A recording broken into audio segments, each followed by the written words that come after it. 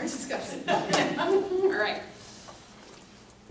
All right, it is 6:01, and we will call the annual meeting and budget hearing to order, welcoming everybody in attendance, especially one extra taxpayer. Thank you for coming. I do have proof of posting, and so we'll move into introductions. And so if you have signed in, we will go around the room and introduce ourselves. We'll start, Dale. How about in the back? Hi everyone, Dale Green, Village of Mesa Meeting. We're just doing introductions for the sake of who's here and taking attendance for the annual meeting. So if you'll just state your name and where you reside. I'm next. Yeah, sure. Okay. Al Winsenreid, Town of Berry. Excellent. Thanks for being here, Al. Celia Crowe, Village of Black Earth. Mary Beth Shaw, Village of Maisomanie. Barb Stotts, Village of Black Earth.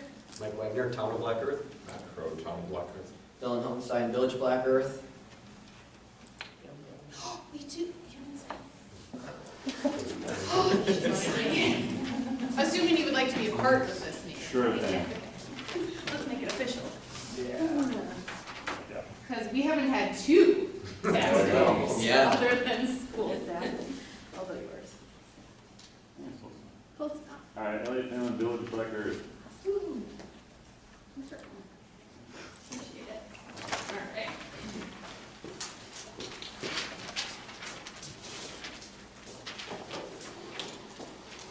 All right, following introductions, please stand and join me in the Pledge of Allegiance. I pledge allegiance to the flag of the United States of America and to the republic for which it stands, one nation, under God, indivisible, with liberty and justice for all.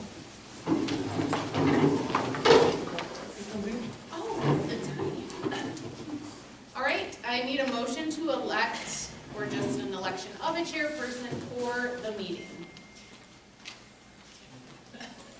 I'll move. Yes, I'll move to elect Michelle McGrath as our chairperson for the meeting. I will second. And any discussion? All in favor of electing Michelle, say aye. Aye. All opposed?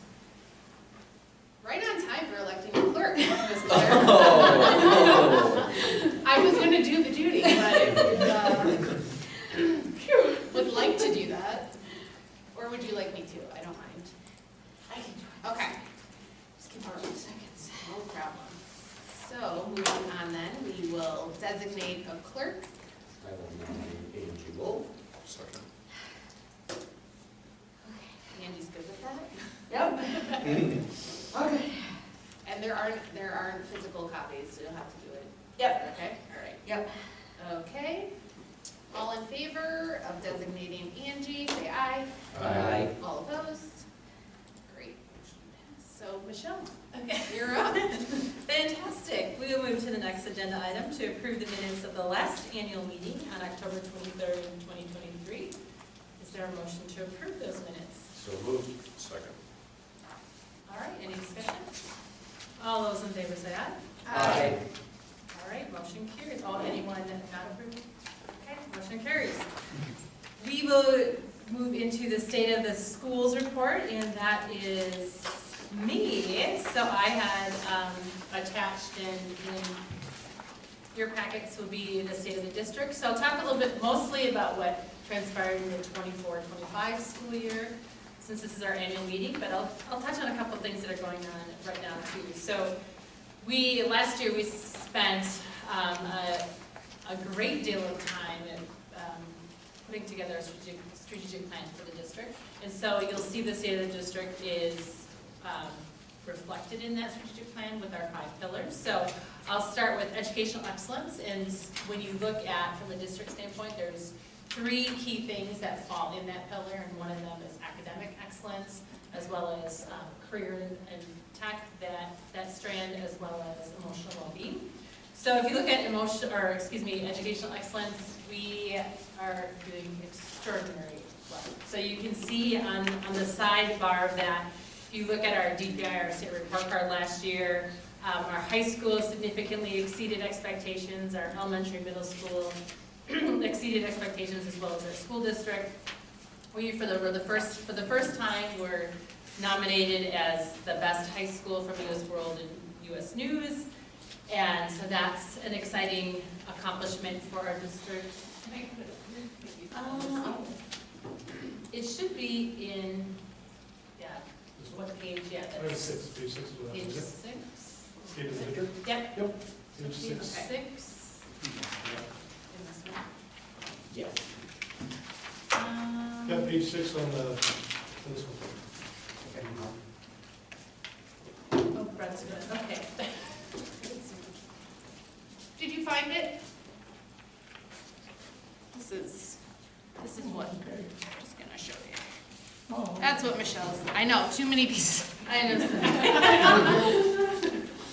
All of the things. So yes, on the left side, you can see some of the specific things as if you look at academic excellence for our school district. So did extraordinarily well last year as reported in our DPI scorecard. And even though we haven't been able to publicly put out how we did this past year, we are also doing really quite well. Excited to share that news with folks in November. A couple other things, our AP course enrollment has 60 students in it, and all the juniors and seniors scored 3 or better on that, which is pretty fantastic. If you look at that career track, we had our first career fair last February, and doing that again this upcoming February. Had a lot of great response from our community and for our students. We have expanded our career readiness programs, and last year 21 youth apprentice students were in that program. This year we have 10. 101 of our juniors and seniors last year were taking 2 or more courses, so we're in CTE concentrator classes.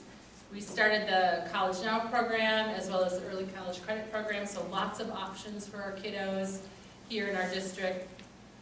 We, for that emotional health piece, we created the Student Services Center this year, so when you walk into our school, that Student Services Center is there, and it houses our school counseling program as well as our mental health specialists, our school psychologists, our new Maverick, I believe is his name, our support dog, which has been a great addition to our school community. And then we also have our academic labs this year that were created to really focus on some of that career as well as our emotional health of our students in our morning meetings at the elementary school. So lots of great things happening in educational excellence for our district last year and continuing this year. Beyond the Bell, which is that pillar that looks at just other things, our co-curriculars, our athletics and such. So things that happened in our district around that is we did a lot of revisions to our handbooks. So we created a middle school co-curricular handbook as well as updated our high school handbook. We created a coach's handbook as well. So really focusing in on how we can just be more transparent with what we do with our students and holding them accountable in the process. We created our student advisory committee, and so that's a committee here at the middle and high school where we're giving students voice. So right now they're currently planning for all the murals and all of the open spaces for our new entrances. So it's given them some opportunities to create some cool things in our school. We have increased our experiences for our kiddos outside of school, so lots of field trips and events that our students are getting actively involved in. We've done a lot of K-12 initiatives here in our district where we brought our elementary, middle, and high school students together. And since we're so close and we're on one campus, it really provides us the opportunity to do more of that. Vanguard Team, that pillar is about our staff. So you can see we have 132 staff currently, 47 support staff, and 85 professional staff. We, this past year, started in the spring and over the summer, we went to a new student support program, Infinite Campus, so had lots of training, and it's been a real positive experience. It's been a lot of work. Dale can tell you, our C&I director, lots of work getting teed up for that and doing the training piece, but our parents love it, our staff are starting to like it now that they're learning the program, but it'll be a great addition for our school community. Once again, with the handbook, we have looked at our employee handbook this past year and implemented some things and still doing that this year.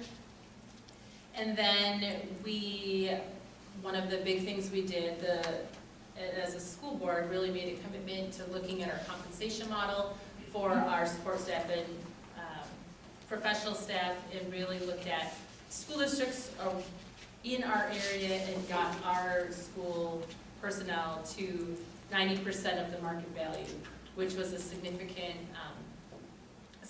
bonus for our teachers, and something that we'll continue to look at to make us more competitive, because of course we want to attract and retain the best teachers in our district. Vanguard Family, that pillar is really about our community partnerships and that communication piece. How are we staying in communication with our folks? So just so you know, our student population, last year we had 777, and this year we have 794 students for K-12. Couple things just when it comes to keeping in touch with our community. We have done some updates to our website last year, and then into this year we're doing a communications audit. So really looking at social media, website, all of our communications out to families, with staff in our community, how we can do that better. And then there'll be more updates as we move into this year, of course. We expanded lots of different partnerships with Joining Forces for Families, Get Outside program. We continue to work on our partnership with Dane County Sheriff's Department. In fact, Barb and I have a meeting with them tomorrow just to talk about response times and things, how we can keep our community safe and respond in a timely fashion. We had our first, or maybe for quite some time, but we sent the district has 4 quarterly newsletters, so we sent one of those home last year in the mail to community members, and it was really positively, people really liked it because they actually could see what we were doing, and we plan to do the same again this year. We have 3 that go out electronically, and then electronically we obviously have our elementary and middle high school newsletters. Last year we had our Vanguard Voices event, so an opportunity to invite community members into our schools, and we had about 120 community members that joined us for 2 days, and really just listened to what they thought the challenges and opportunities for growth would be, as well as some of the great things that they thought we were doing. We got lots of valuable insight and information, and that really teed up our strategic framework and that piece for our district. And then, like I said, we Infinite Campus, 2 new information systems, and NextPath is another information system that we went to last year as well. And then lastly, operations, and that's more facilities and how just we operate financially. And so we did a lot of safety updates last year. So a huge safety audit, just really looked at what we were in compliance and non-compliance as a district, and then really rolled up our sleeves and got to work with that. So we secured 2 of our entrances. And if you were here tonight, you saw when you walked in, we have a new secure middle school entrance, which will be our main entrance for our campus. And then we also, the high school entrance, our double set of doors were put in, but then we updated all of our locks in our middle high school, as well as wired doors, so we know if doors are ajar now. So obviously we want those closed. We updated our system with having our doors. It used to be that we were open all the time after school, so now our doors are locked, and so you have to go through a system in order to get access to our schools after hours and such. So we also did, we changed to our SRP, so a standard response protocol, which a lot of Dane County schools are doing, with just how you operate if there is a crisis at your school. So not only did we change all of our systems, recreated our crisis response manual, but we also trained all of our staff and all of our students, and continue to do so on a regular basis, and worked with our community partners to really make our school community safer for all. The strategic framework, which I talked about, is an operations system. We are now in the process of creating scorecards for our district, as well as our elementary, middle, high school. as to the goals that they're doing to meet all of these pillars. And then lastly, upgraded our technology infrastructure. So worked with a group that came in and really looked at what we were doing with technology and cybersecurity, all of the things.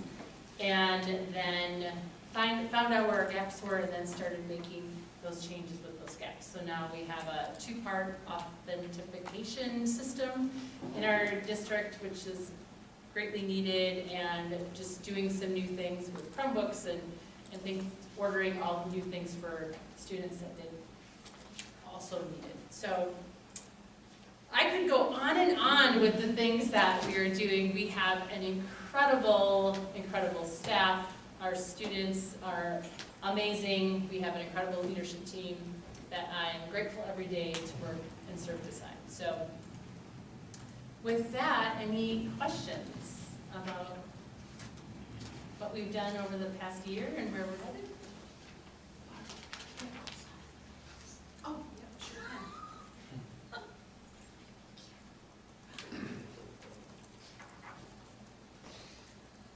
Oh, good. Okay. All right. So, that's right, I'm running this meeting tonight. Oh, Like, come on. Okay, we will next move to our budget summary report. And I believe Brent is here with us to lead us in that. Please stand in these chairs. Yeah, you can sit right here, or No, I'm good. So, I'm going to start just by saying I apologize if I threw you off by putting the strategic plan on the big screen, but the school district I came from also had a strategic plan, and the most important thing that we presented at every meeting was the strategic plan.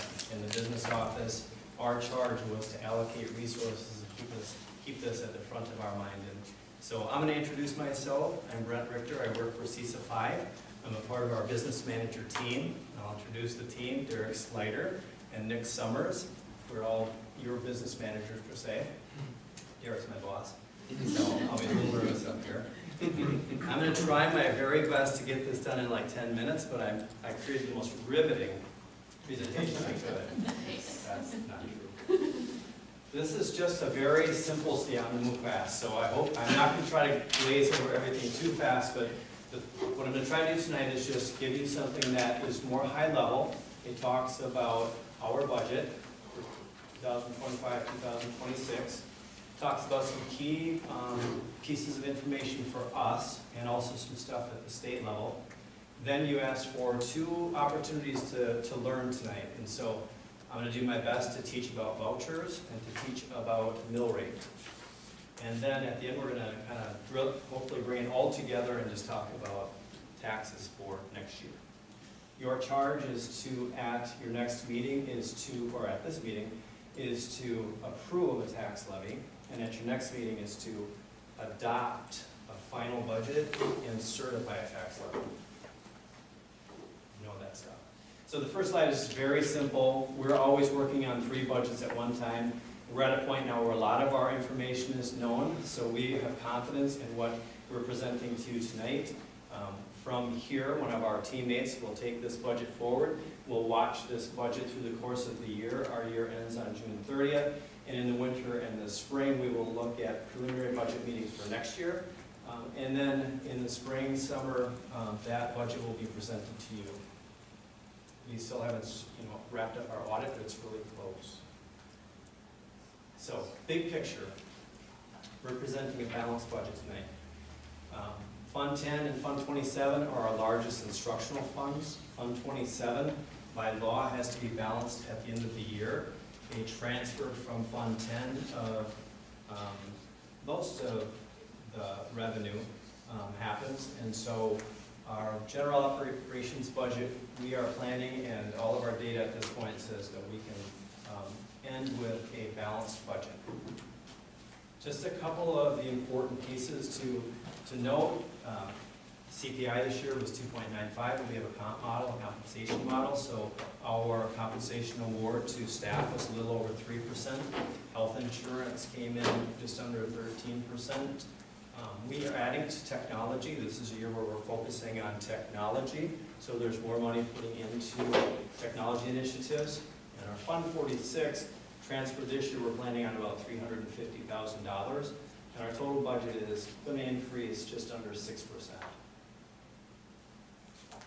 I'd like to show this slide just for general reference. The majority of our revenues come from taxation, property taxes. And just as a point of reference, all of our aids together are about 20%, but our local sources are inflated because we have a referendum that we utilize every year. Otherwise, we would have a little more state aid. For a typical expense budget, we, as an industry, are largely people. And so salaries and benefits, as you can see, they do constitute over 50% of our budget, but when we add the parts of our budget that are people-oriented, we are largely about 75+% of our expenses are driven by personnel. We have debt on the books. Each year, we levy and pay on our debt service, Fund 39, of about $1.5 million. That debt will come off our books in 2041. We have a capital projects fund, and you hear about that. There will be ongoing conversation with the administration and the board. Fund 46 is a mechanism in state law that allows us to save aid or reduce the loss of aid. On June 30th last year, 2025, we had about $3.3 million in balance. We do have about $1.5 million slated in projects, and as you can see from this picture, the high school and middle school entrance is the big project of about $1.3 million. And we are planning, again, as I said, to transfer about $350,000 at year end. So next year, we are looking to start the next school year with about $2.1 million. As we've said, Michelle and the team has a capital improvement plan in place, and there will be ongoing conversations about the capital projects fund. I stole this slide from Mike Berry. So he's our leader of WASBO, Wisconsin Association of School Business Officials. And this is sort of a high-level conversation that's happening with school finance people. What did the state budget do for us? We're in year one of our biennium. And so the big word out there with school finance is that it didn't give us a lot of help and it increased our taxes.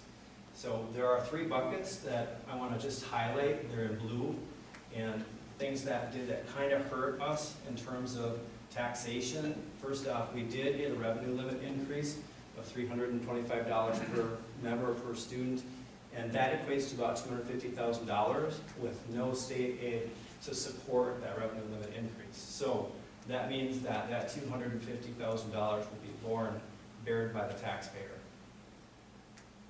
Per pupil aid is the second biggest aid that we get from the state. That equates to about $550,000 for us. There's no increase from the state in that funding. And the other one that we talked about a few years ago, you probably had your business manager talk to you about the tax levy credit, the school tax levy credit. There's no new monies put into there, so there's no relief in your tax bill from the state that way. However, we did get an increase in special education categorical aid. So we're looking at about a 10% increase in our budget, which equates to about $60,000 to $70,000 for us. So this is the big picture with the state biennium budget. This is what us business managers are talking about across the state. Can you hear me? Nope. Up there? Okay, good. Thank you. Back here, so I can see too. Oh, and you can ask questions probably at the end, but if it's overly riveting, you can ask them now too. One of the things that our leaders talk about, people that are kind of moving and shaking, that whether that be the district administrators, whether that be board members or business managers, is that our increases don't even cover salary and benefit increases. So for example, the revenue limit increase that we just talked about equates to just about 2.5%, but our consumer price index, what we awarded salaries at, was about 3%. So if you can see by this screen, that the increase that we got in monies didn't even cover salaries and benefits. That doesn't include transportation costs, costs to buy new technology, those kinds of things. This is the big picture of what's happening in the state. It's very important that we, in the business office and the district, look at enrollment. I love being here because I've been here since the mid-90s with the Madison area, and this is reflective of a lot of schools around our area. And so I've known all of your business managers, and I've been a part of all of the conversations here over, well, I shouldn't say all of them, since those years. And I've had similar conversations in my prior school district. The good news about this, even though that Wisconsin Heights has seen some significant declines over the last 20 years, the good news is we've stabilized. And that's critical for us for planning forward. Now the arrow shoots up just a little bit, you can kind of see it going up, and that may be just a little aggressive. But the reality in school finance is that we want gently increasing enrollment. Not 50 kids this year, we'd have big problems that way, next year I mean. But a kid or 2 or 5 maybe, that allows us to gain more revenue, yet still manage our staffing and our needs. This is good news for us. It's also important to look at each grade level. For me, I've got a little bit of a, it's a little inflated there, but we are about 55 to 65 kids, right, in each grade. And this to me is stability. It looks like there might not be stability, but this is stability. And so this is good news for us. Also keep in mind what this looks like. As we get to vouchers, this is an important slide. This is supposed to build, and hopefully if I do a good job, you'll see at the end that all of these had kind of the same, they're part of the same puzzle.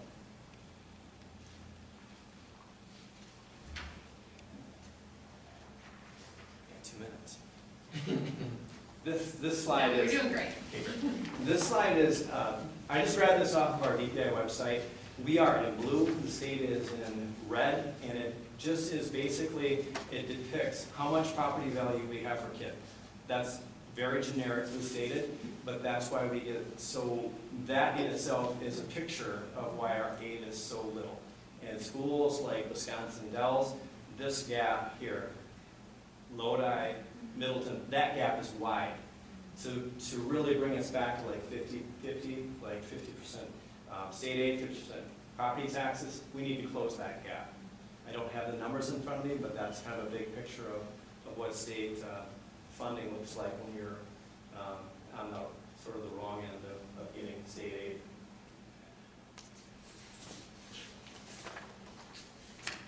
Like a lot of schools, we also need referendum to support academic programs and our initiatives going forward. This district has used referendum several times over the last 20 years, like a lot of school districts. I don't have the number in front of me, but I would say that what I hear is most all districts are under referendum. Maybe not all, but many. And a couple of things about this particular slide is that, first off, congratulations on wonderful success and community support. Second off is that we talk often about expenses outpacing revenues. And if you look at the numbers here, you can see, well, this was Act 10, so some things were happening here, but you can see growth in the amount of need as time goes on. And that is very typical in schools, that expenses, they do outpace revenues. So very much like the school that I've supported in the last 20 years, this is very similar. Our next date of one of the 2 years that we were probably going to referendum, this one is 2027 or 2028. And so right now we're probably mapping out the pathway to that next referendum and what that might look like. And in 2 years in front of that referendum, there'll be a backwards map. So Michelle and I have talked about that, our team has talked about that, and that's what the board will be engaged in, is planning that referendum going forward. You're doing a great job. All the pieces are in play right now, strategic plan, all those kinds of things. So I think things are really great here that way. Okay, now I can breathe. I was trying to go fast. This is some teaching moments stuff, okay? And so we were asked to deliver kind of 2 teaching moments, and this also is something that school boards have asked me to present on over the years as well. I know Derek knows this stuff quite well as well, And so I'm gonna just kind of give you what I know is important in terms of teaching a board about the voucher program. And this is a big topic across our state. First off, the big picture is our kids are attending a private school somewhere other than, they're attending school somewhere else. There are multiple programs for them across the state. I have the voucher programs in front of you that are the most common. Wisconsin Parental Choice Program, private school, is the most common of all of them. We have children in the Special Needs Scholarship Program and in the Wisconsin Parental Choice Program. Families apply during the open enrollment window. There is a dollar amount attached to kiddos as they leave our district, and there are eligibility requirements for them to attain a voucher, including an enrollment cap, which is an important piece to remember. So that's the big picture with the vouchers. Is that still not, is the way that written, that it cannot be any less than the year prior? Is that still how the laws written still? As far as I know, that's not necessarily, I don't know if that's written that way, I just know that it's been an increase every year. I'll be looking at Derek every once in a while, he knows finance as well as me, if not better. There's a couple of slides here, I grabbed the stuff from the internet, and it's basically on the vouchers website on VPI. We have seen in our state tremendous growth in these programs. This particular two slides are the Wisconsin Parental Choice Program slides. And when they started back in the early 2010s, they started with not as many kiddos and not as many schools. They have grown tremendously. Kind of keep in mind what this is doing, and when we get to the end of vouchers, think about how that might impact Wisconsin Heights going forward. Also, the Special Needs Choice Program, so special education students attending a school that has qualified voucher program. This is also a growth point for vouchers in our state. So big picture is voucher program is growing. This, what you're looking at, is something on our revenue limit worksheet, which is kind of the Bible for myself, Derek, and this big old worksheet. I just grabbed a small section of it, and what this section is a section called exemptions.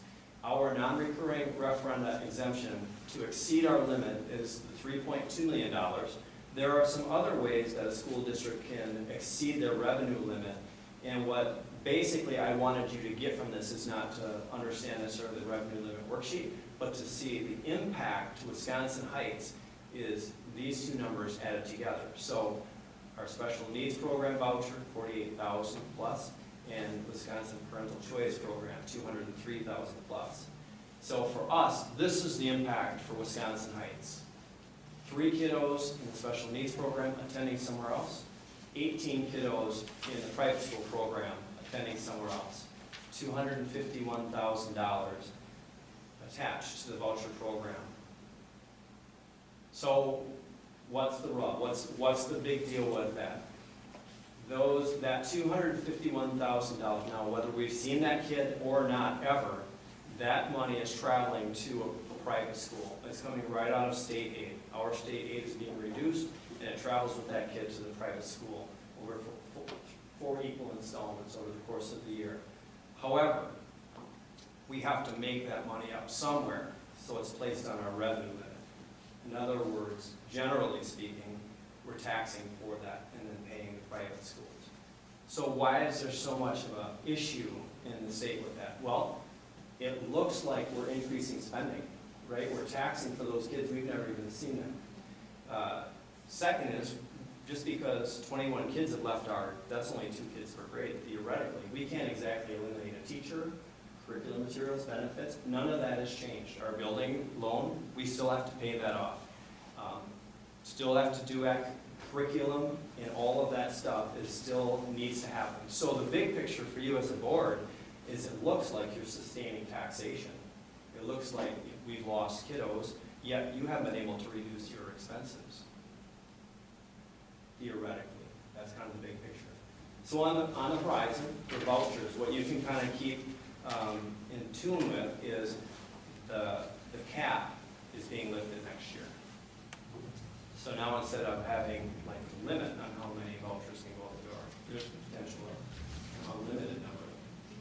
And that certainly is.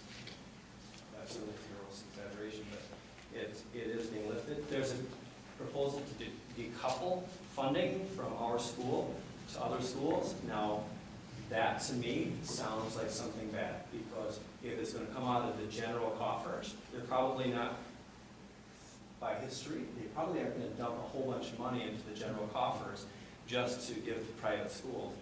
I'm guessing, and he can tell me later if I'm right or wrong, but I'm guessing that they will just slice the pie thinner. Would be sort of my guess. That may not be exactly right, but we don't know yet.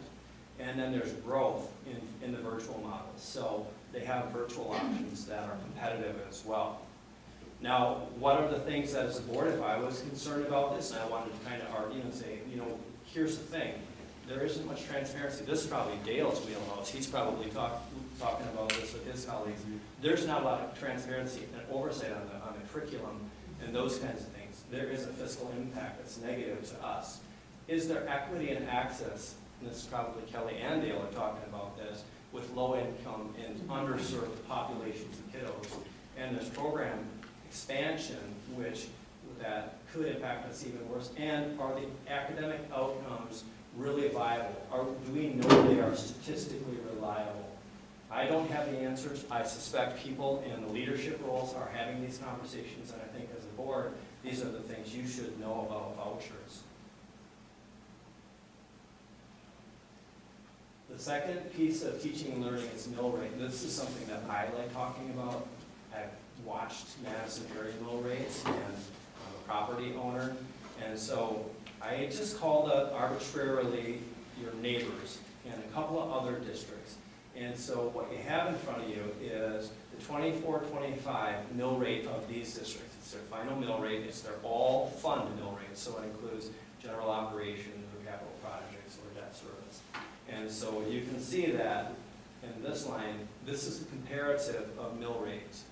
And so Wisconsin Heights, and at the moment just kind of ignore those two cities, but Wisconsin Heights' mill rate is higher than many of our neighbors.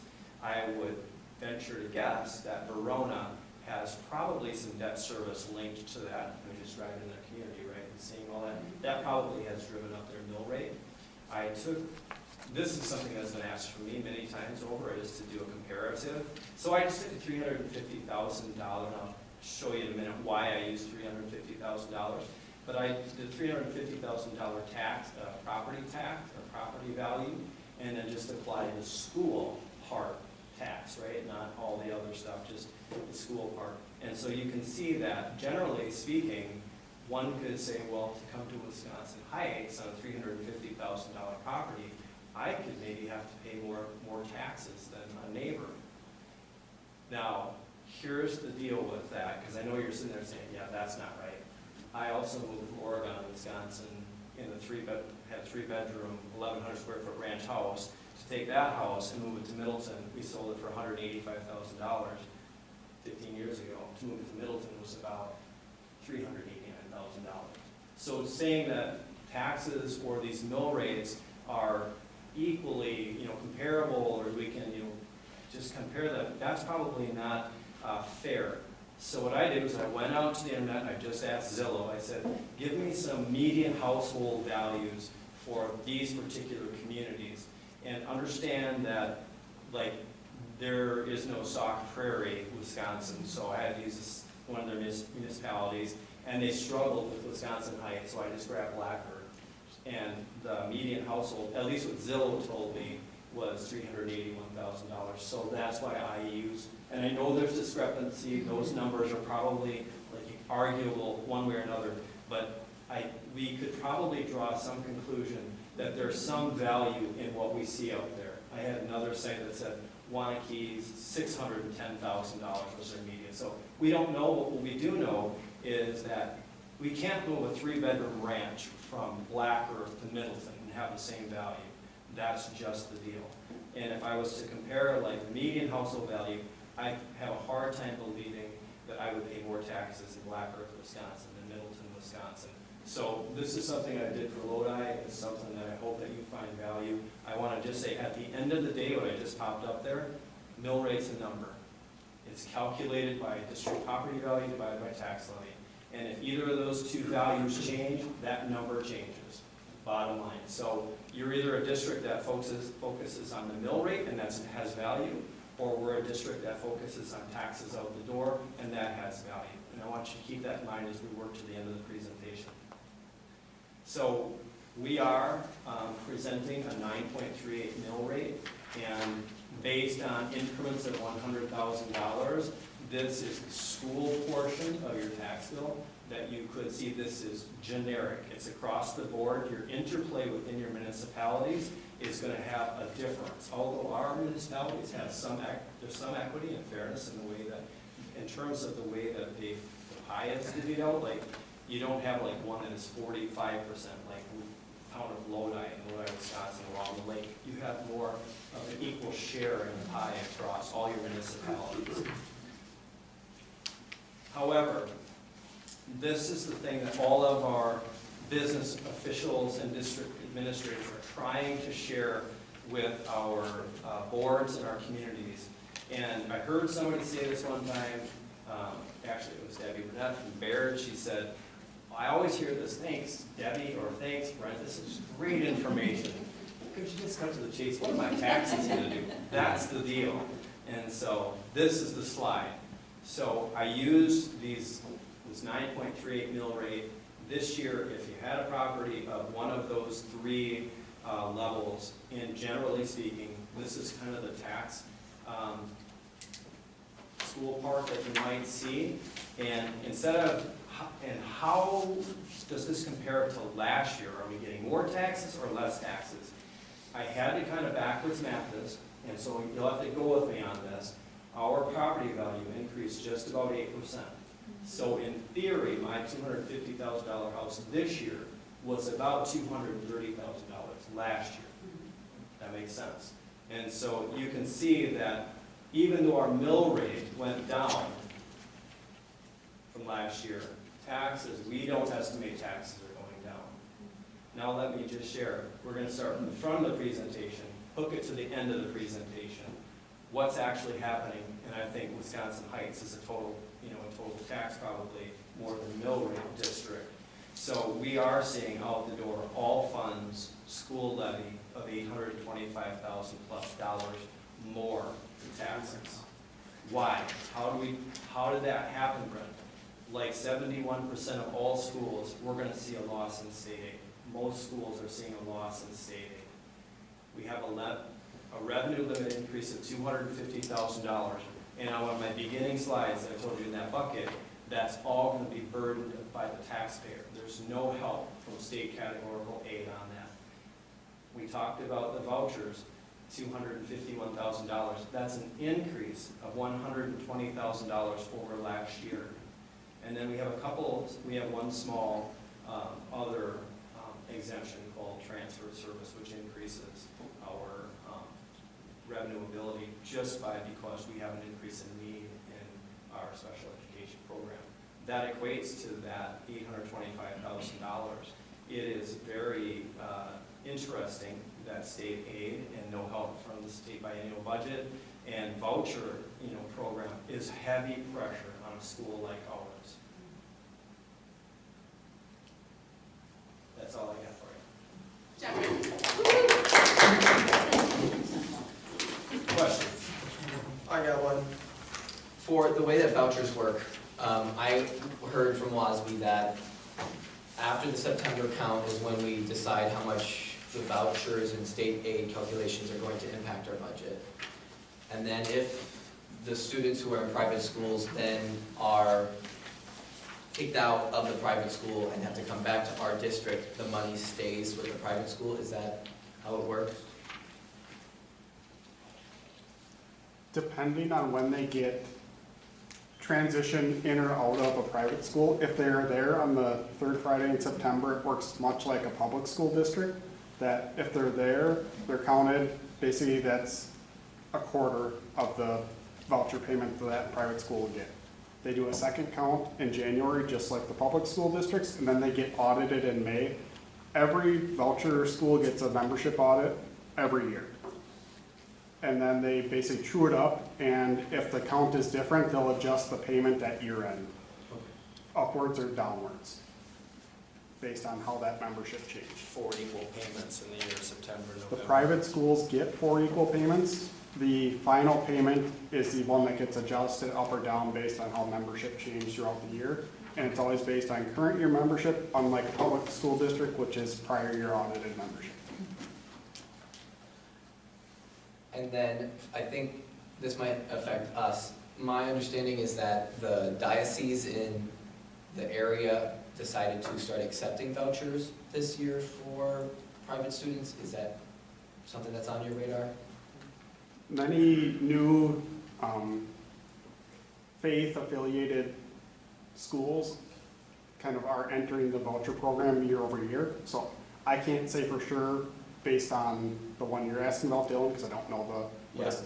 But a lot of new schools are coming on to the program and impacting the amount of those exemptions year over year. It was interesting to call up the information and see 324, I think, voucher schools, private schools. There's what, 426 public schools? That's a lot. I thought that was a pretty high number of private schools. I did not know there were that many private schools in the state of Wisconsin. And there's more that aren't on the voucher program. And I think a big thing is that there's an income eligibility threshold to qualify for a voucher. So if you are above that, you don't qualify for a voucher. So it'd be any families under that income threshold of the voucher program are the only ones that qualify and are getting helped by this state funding mechanism. I have a question. On your last slide, number 26, it shows state aid loss. But I heard that Evers is allocated more money for schools. What's the difference? What's going on? So the money that was allocated for schools, generally speaking, is right here. That's the biggest growth in special education aid.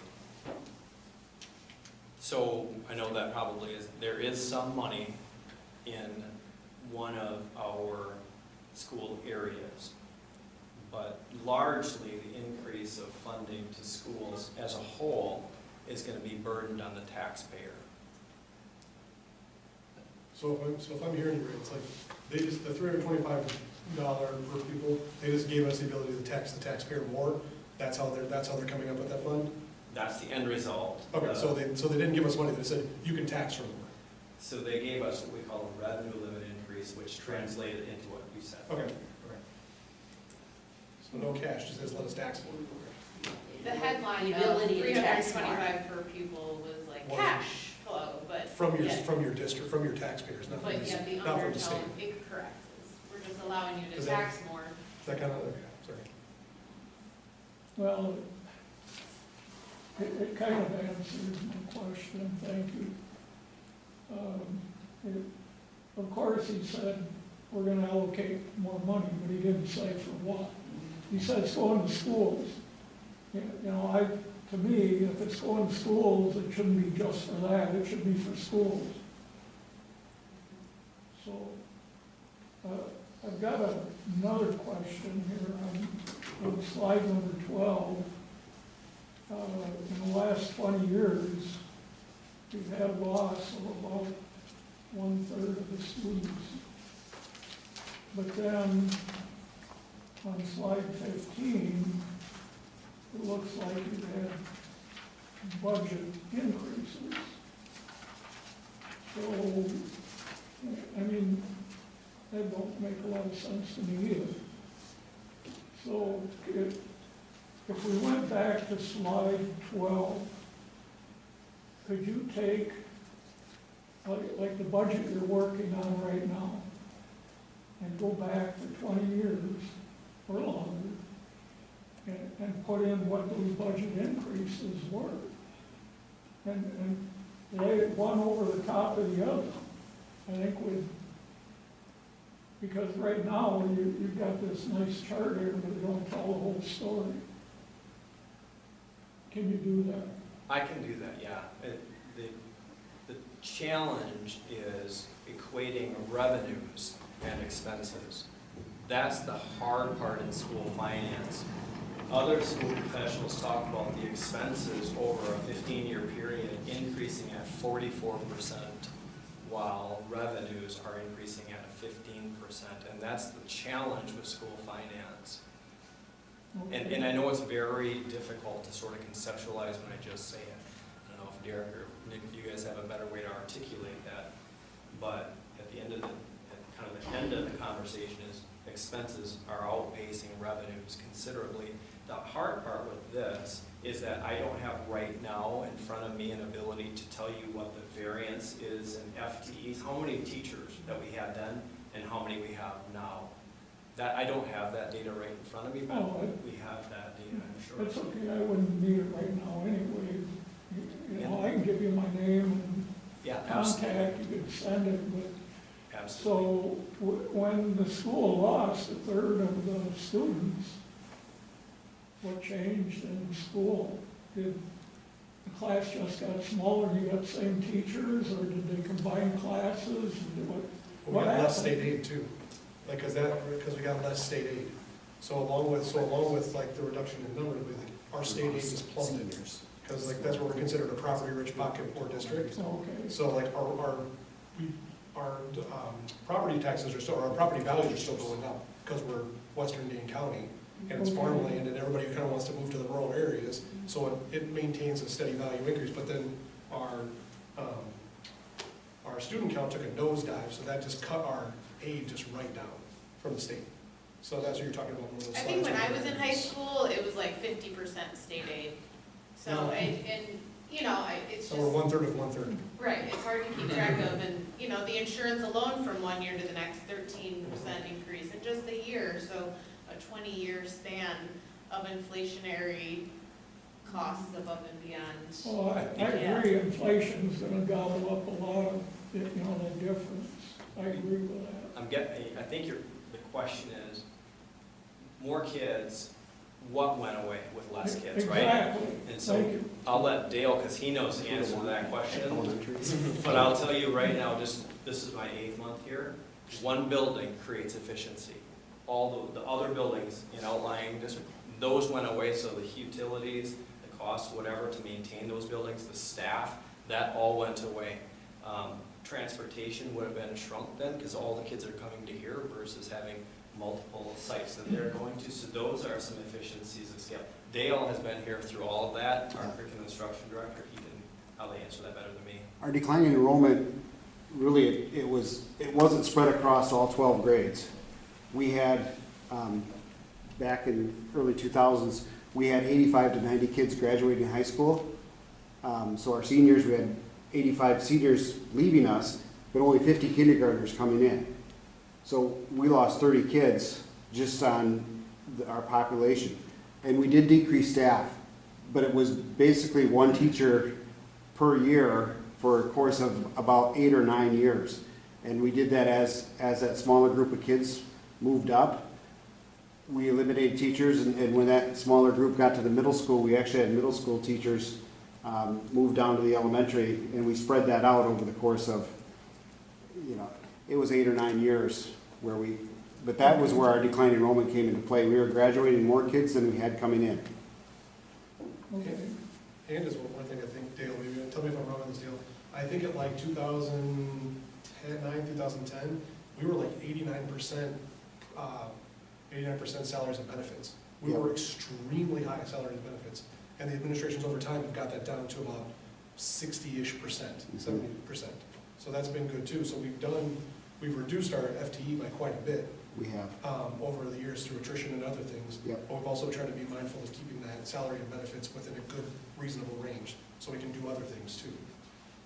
Well, it seems to me what I'm seeing here, I'm not an expert at this, by the way. It looks to me like, you know, what you presented, Michelle, looks like, you know, you're really doing a good job here. Even in spite of, you know, reduced salaries or whatever you did. Here's be working. I agree. Thank you. And oftentimes we talk too about the stabilization period. We talk about the importance of our municipalities recognizing residential development. And so Maison Black Earth specifically had a few big housing developments that came into play that I think is what's causing that stabilization. Because previous to that, you had very few houses that could accommodate families moving out here, and so there's that recognition piece that if we want continual, well, we don't want influx, great influx, but stability and slow increases, that we have to keep the residential accommodations where they're at. I will also say, so Derek and Brett and I were having this conversation with the voucher system too, and that with the popularity of that, with our district, with our high test scores, positive school culture, a lot of people don't want to go to a private school because they have a safe, high achieving, great school here. So you always will have that, some families for faith-based or for whatever reason want to go to other schools, but because of the things that we're doing here, we feel we're in a really good spot compared to some other districts with people leaving their district because of the voucher system. Well, and that's kind of my other question here too, would be the trends of kids going to the vulture schools are increasing by a lot. And I know you aren't quite sure what's going on there, but are you kind of looking at that? Why is that? That's a focal point of leadership. They're focused in on the why is this happening. We are focused in on the finance of this, but I would offer, you can handle, maybe, yeah, please. Brent, if you go to one of your slides where you have how much each voucher student gets, so the 13,000 for 9 to 12, that exceeds our basic revenue limit per student unless we go to referendum, which we luckily have. But just at a base, the private schools right now, for each student that goes, gets more money from the state than the schools that are public schools can even raise in taxes and in state aid. So there's a little bit more money going with the private school students right now than, especially at the 9 to 12. It's a little different at K through 8, but a little bit more money going to the private schools from the state. So it's a little easier to make things happen at the private schools right now, in my opinion, as a school board member. Is there any calculations here for people who are homeschooling? I know people in this district who are homeschooling. Are those numbers in here? We did do a survey one year, and I think it put us in the top 10% in the state as far as our high percentage of homeschool kids based on, compared to the entire population. I don't know how many years ago, but we did do that at one point where it was astonishingly high. It sounds like. Yeah. 80 something, was it? It was high. It was really high. Percentage-wise, Yeah. it was And high. statewide, we were way up there as far as the ratio from our population. So is that, you're trying to address that too? I mean, I came out of the public schools and, we didn't have a lot of vultures and all this other stuff here. And I'm still alive by the way. I'll say we continue to thrive on the fact that obviously our achievement is outstanding and providing a vast array of opportunities for kids. And so for the first time in a long time, we're at a zero net in-roll to out-roll. So I didn't say that right, enrolled.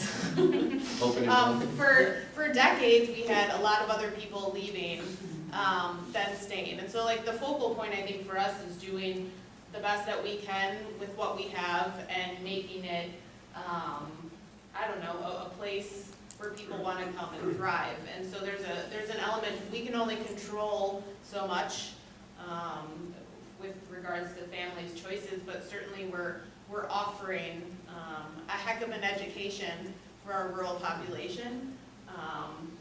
So I don't know what else, if anyone else wants to add. I mean, and I think we do an outstanding job working with families. We have families that have homeschooled, and then their students come in maybe just for a couple hours a day, or for maybe start off with, in some of our co-curricular programs. So we're open to opportunities for bringing families in and getting them, because a lot of times it's, they've homeschooled for a long, long time, and they're just unfamiliar with the public school setting, and it's just getting them here to feel like, wow, this is a safe, fantastic culture. And so we have worked with families that have come back that were homeschooled and now are in the public school system, so. Well, that sounds like a really good thing to me, to kind of pull them in once in a while, just to give them the diversity. Absolutely. We got a number of them on sports teams and some activities. Band. Co-curriculars. Join our co-curriculars, yeah. Yeah, Mhm. 'cause I'm sure there's probably a lot of them can't teach band, or probably athletics of some kind, either, same thing. Absolutely. I did want to make one more point about when our enrollment went down. Yeah. All those years, they actually did have, as our formula changed over those years, they actually did give us equalization aid for that. I think it was like a special categorical aid. So we didn't have to go to referendum for so much money, because that aid was helping us keep us afloat while we were decreasing in enrollment. So that's why we didn't have the larger referendum numbers early on, as we lost students. So we have the arrow pointing up a little bit. Yeah. It almost seems to me like it probably should be pointing down. This is what we hope for in school finances, Yeah, I a know. gentle increase that translates into more monies and revenues for our programs.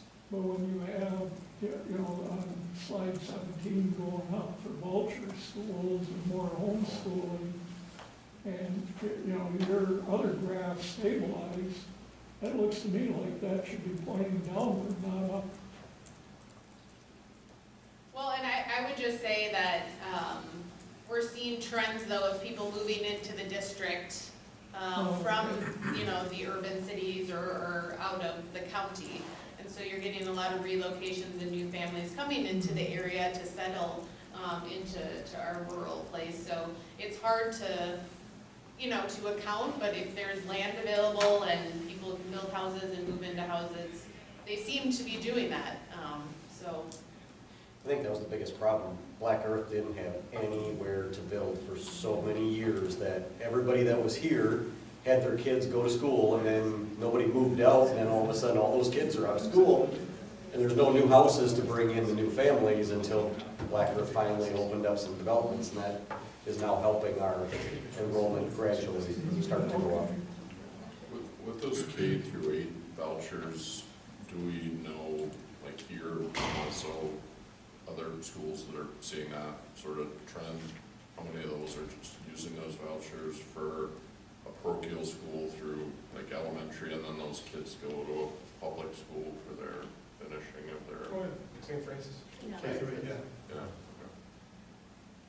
I don't know, I know the DCA wouldn't tell me who the kids are, where they're going, and all that, but I don't know if Derek has anything to say on that, but, so, go ahead. A lot of times that's kind of the exact case, Matt, is that they start K through 8 and then transition into the public school in 9 through 12 for, we'll say, athletic and extracurricular purposes or opportunities, and then a lot of times we'll see them kind of transition in.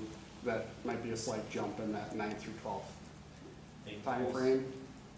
Also, some schools are K only, and so Yeah. they come back to high school. Just want to go back to Mike's point about Black Earth not building for a while. I think both villages are kind of getting to the spot again where there's not much developable land right now that's slated. So I think that's why it's important that Michelle and Barb meet with the village board presidents and leadership so often, because it is something as a community we need to be pushing for, is opening up new housing development for especially younger families who maybe can move in with some students to offset. Yeah, Elliot? Well, I was just gonna say, it's also important to know, just year after year, there's just literally less kids. So like more and more people are like electing not to have children because it's so expensive to have kids. So we're cutting into a smaller and a smaller pie as it is. So even if there's more houses and they're cheaper houses or whatever, you're asking people making $50,000 to buy a $400,000 house, right? It's like, you can't afford kids, so. Right. I think it's just important to know too, like you're looking at when these things start to tank down and the years that they're happening, there's just a lot of factors. Like, that's the last crew of the farm kids. Yeah. We're graduating in the late 90s, right? And I think all this just underscores the hard part about building a budget and how many unpredictable variables, even from one year to the next, even within a 5-year referendum, like, just the amazing job that you guys do, and to kind of take a step back and recognize on a year-to-year basis, even the variables at play that can go one way or another, or even within the cycle of the unknowns, so Let me kudos just to say, you. we have riveting conversations. I know you do. Very deep. I know you do. Enjoyable. So thank you for putting this together and.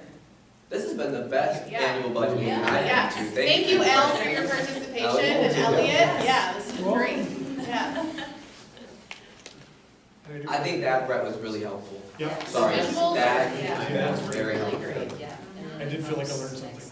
Yep. I agree, I think this was the most Sorry, Dave. easily understandable. You did a great job, I'm not, presentation don't we've just had. say. We're saying that because your boss is in the room, Brett.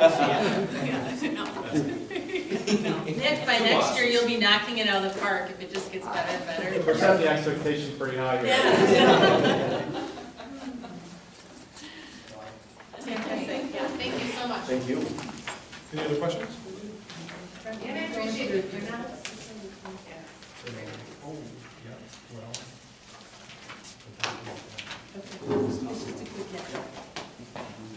Brent will also just briefly go into just the review of the 24-25 budget Yep. as well. Not a handout on that, just we already had that conversation at finance, we worked at finance. We finished in fund 10, we finished about $500,000 plus surplus in 2024, 2025. That included a transfer of about $500,000 into Fund 46. So our budget as a whole finished approximately $1 million plus. Now, this year, we are looking not quite that high. So, however, that was how we finished. Fund 46, that slide, I hope will kind of give you the layout of the end balance of Fund 46, $3.3 million. That's important for us because we have a capital improvement plan in place. Michelle will be leading conversations about that over the course of the year. Fund 27 is balanced. We finished that way. And as you saw, Fund 38, so I kind of embedded a lot in this presentation. Fund 38 has, we have debt on the books until 2041, and we levy about $1.5 million, a little less than each year, and have a similar debt payment. Structured stable, and the last levy year is 2004. You had a conversation about Fund 80 a few months back. We don't have a Fund 80. So just bringing that up because I know that is on your radar, that may or may not be a part of your conversations going forward. Does that work?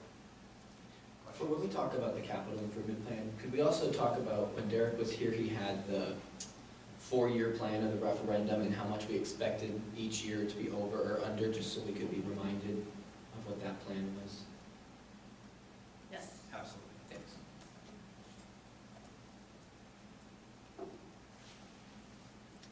All right, thank you, Brent. Riveting. Fantastic job. Okay, now we'll go into our resolutions that we will look for approval. So do I have a motion to approve resolution number 1, authorization for adoption of the tax levy for the 24-25 fiscal year? 25, 26. Sorry, 25-26. It does say It does say 24, 24, 25. You guys are welcome to Oh, vote on Where this does too, it say or 25? like to put forward a motion. And our board docs, it shows it. oh, I was gonna say, Like I On my said, I'm minutes, down it in that. says. Yours has the right one. sorry, Mine's mine's got got right one, sorry. So we're all good there. I'll make a motion. All right, is there a second? Second. All right, any discussion? All right, all those in favor say aye. Aye. Opposed? All right. resolution passes. We'll go to the second resolution. Authorization for provision of school board salaries and reimbursement. Do I have a motion to approve that? So moved. I'll second. Any discussion? All right, all those in favor say aye. Aye. Opposed? All right, resolution number 2 passes. Resolution number 3, authorization for provision of hot lunch and breakfast programs. I'll move to accept that. Second. All right, any discussion? All right, all those in favor of passing that resolution, say aye. Aye. Opposed? All right, resolution 3 passes. Resolution 4, authorization for provision of legal proceedings on behalf of the district. So moved. Second. What does that mean? That we have, that ultimately that we have legal representation proceedings of, that the district hires, we have legal representation if there's something that were to happen within the district, that we have representation. Didn't have that before? We always, well, we do, but at this meeting, we just vote to have that every year. Oh, to continue. To continue, yes. Yeah. Thank you. Yeah. Yep.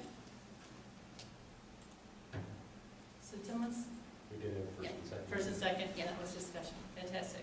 Okay, all those in favor of resolution number 4? Opposed? All right, resolution passes. And lastly, to establish the date for the 26th annual meeting, recommendation for October 26, 2026 at 6 p.m. I'll make a motion. Second. Hello. Is there any discussion? All right, all those in favor of having our annual meeting on October 26th in 2026, say aye. Aye. Opposed? All right, motion carries. Al, put it on your calendar. Yeah. I'll try not to forget. Great. Okay, is there any discussion or any other business which may legally be addressed in the annual meeting? All right, then I'll look for a motion to adjourn the annual meeting. I guess Oh, I'd like to have a kind of a discussion, probably Barb and you after, if you have time. sure. Thank you. Absolutely. Okay, I'll make a motion to adjourn. okay, is there a second? All right, any discussion? All right, all those in favor of adjourning, please say aye. Aye. Opposed? All right, we are officially adjourned. We'll take a short recess and then we'll